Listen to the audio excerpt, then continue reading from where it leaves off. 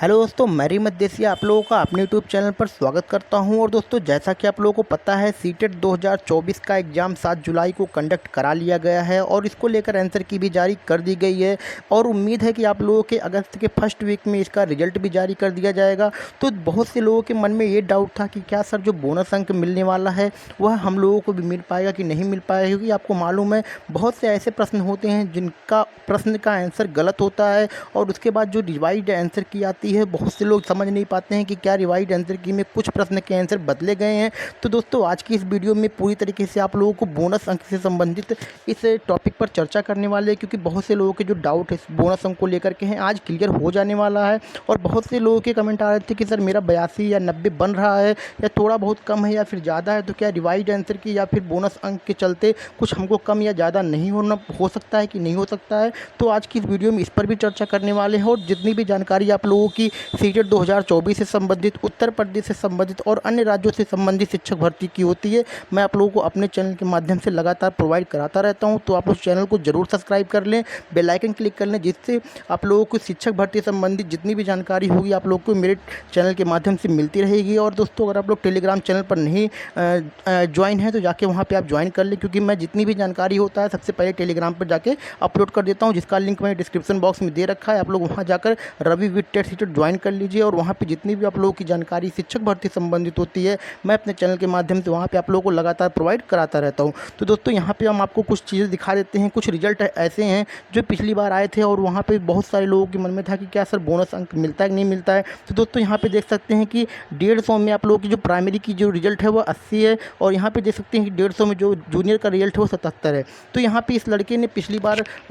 Result भी भेजा था और पूछा भी था कि क्या सर मेरा जो रिजल्ट है वह रिवाइज दोबारा हो सकता है। तो दोस्तों, आपको सबसे पहले ये बता दें कि जब आपका रिजल्ट जारी हो जाता है तो रिजल्ट जारी होने के बाद ऐसा कोई प्रावधान नहीं है जिसमें आप लोगों की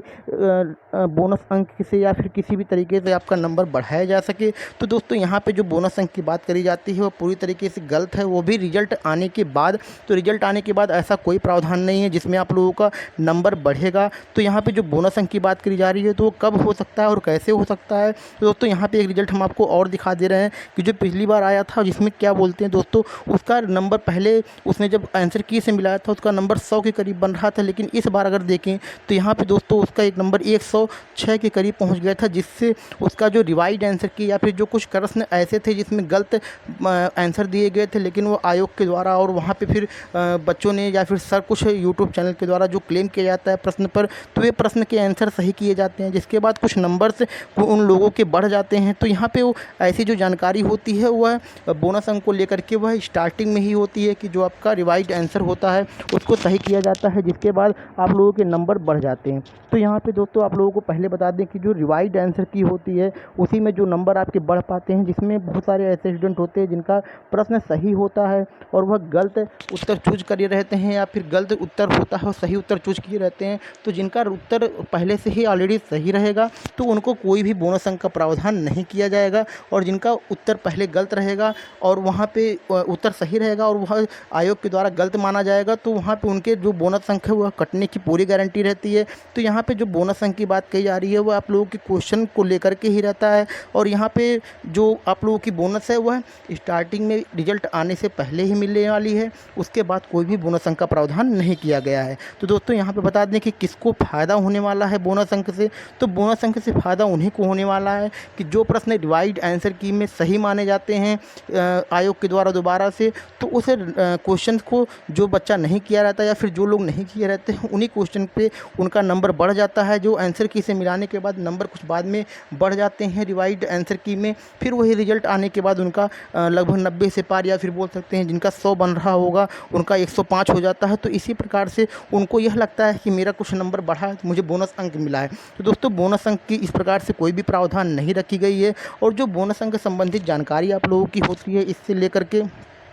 वह पूरी तरीके से गलत हो जाती है। इसी वजह से जो आप लोगों के मन में डाउट रहता है कि सर रिजल्ट जारी हो चुका है तो क्या हमको भी बोनस अंक मिलेगा, तो ऐसा आप लोगों को हमने पहले ही बता दिया है और अब भी बता दे रहे हैं, और बाद में भी ये चीज़ आप लोग अच्छे से क्लियर करके रखे रहिएगा और किसी के भी भ्रम में ना पड़िएगा, क्योंकि आपको जो बोनस अंक मिलने की जो बात कही जाती है वह पूरी तरीके से सरासर गलत होती है। और रिजल्ट आने के बाद ऐसा कोई भी प्रावधान नहीं रखा गया है कि जिसमें आपको नंबर आपका अगर मान लीजिए 90 अगर जनरल के लिए लाना होता है, अगर उसका 89 आया है तो बाद में उसका रिवाइज करके 90 पार कर दिया जाएगा, ऐसा कुछ भी प्रावधान नहीं रखा गया है। इस वजह से आप लोग बोनस अंक के लिए किसी के चक्कर में ना पड़ें और जितना रिजल्ट आप लोगों का आ रहा है उसी रिजल्ट को लेकर के आप लोग देखें और अपना बेस्ट आगे देने के लिए तैयारी करते रहे, क्योंकि आपको मालूम है कि जो बोनस अंक से संबंधित बहुत से लोग में डाउट आ जाती है कि क्या बोनस अंक हमें भी मिल सकता है, तो ऐसा कोई प्रावधान नहीं रखा गया है। और रही बात आप लोगों की जिनका 82 और 90 बनेगा तो क्या उनका रिजल्ट या फिर उनको पास माना जाएगा, तो दोस्तों एकदम 101% उन लोग पास हैं।